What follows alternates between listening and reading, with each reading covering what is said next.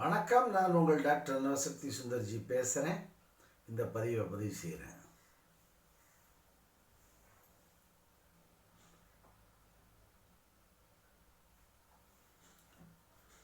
இன்றைக்கி தலைப்பு பார்த்தீங்கன்னா கொஞ்சம் டிஃப்ரெண்ட்டான தலைப்பு.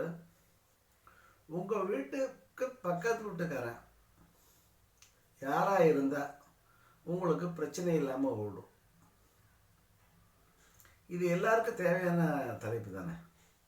நம்ம இன்னும் கிராமங்களில் இருந்து முன்னேறிய நகரங்கள் இதில் எதில் இருந்தால் கூட இன்னும் அடுக்குமாடி வீடுகளில் இருக்கோம். தனி வீடுகள்லையும் இன்னும் வசிச்சுக்கிட்டு தான் இருக்கோம். அப்படி இருக்கும்போது உங்கள் வீட்டுக்கு பக்கத்து வீட்டுக்காரன் யாராக இருந்தால் உங்களுக்கு பிரச்சனை இருக்காது. இது எல்லோருக்கும் நம்மளுடைய வாழ்வியல் தத்துவத்தில் நம்ம ஒருத்தருக்கும் தேவைப்படுற ஒன்று நாம் அறிந்து செயல்படக்கூடிய ஒரு சமாச்சாரம். மேஷராசிக்காரங்களாக நீங்கள் இருந்தீங்கன்னா அவங்க பக்கத்து வீட்டுக்காரன் மிதுன ராசியாக இருக்கணும்.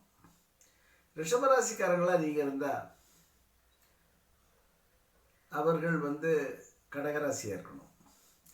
மிதுன ராசியாக நீங்கள் இருந்தால் அவர்கள் சிம்மராசியாக இருக்க வேண்டும்.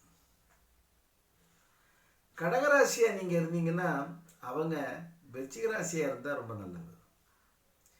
சிம்மராசியாக நீங்கள் இருந்தால் அவர்கள் துலாம் ராசியாக இருந்தாலே போதும். கன்னிராசியாக நீங்கள் இருந்தீங்கன்னா மகர ராசியாக அவங்க இருந்தாங்கன்னா ரொம்ப சிறப்பு. துலாம் ராசியாக நீங்கள் இருந்தீங்கன்னா அவர்கள் மகர ராசியாக இருந்தாலும் பரவாயில்ல, கும்பராசியாக இருந்தாலும் பரவாயில்ல.